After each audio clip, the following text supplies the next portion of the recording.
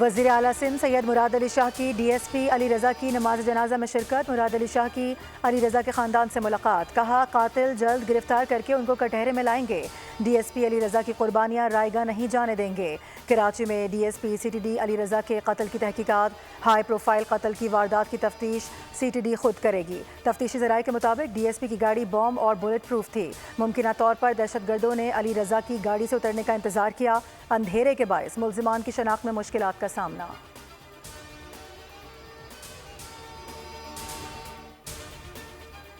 Punjab assembly میں مبینہ غیر قانونی بھرتیوں کا کیس، پرویز الہی اور دیگر ملزمان فرد جرم کے لیے آئندہ سماعت پر طلب۔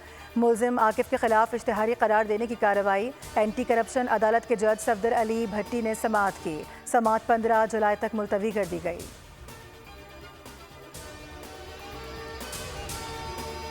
اور بھارتی شہر ممبئی میں 300 ملی میٹر بارش، سیلابی صورتحال کا سامنا، شہری نظام درہم برہم، ٹرانسپورٹ متاثر۔ ممبئی ایئرپورٹ ڈوب گیا، 30,000 پروازیں منسوخ، 250 سے زائد تاخیر کا شکار۔ ڈیزاسٹر ریلیف فورس تعینات۔ بھارتی محکمہ موسمیات کی مزید موسلادھار بارشوں کی پیش گوئی، شہریوں کو گھروں میں رہنے کی ہدایت۔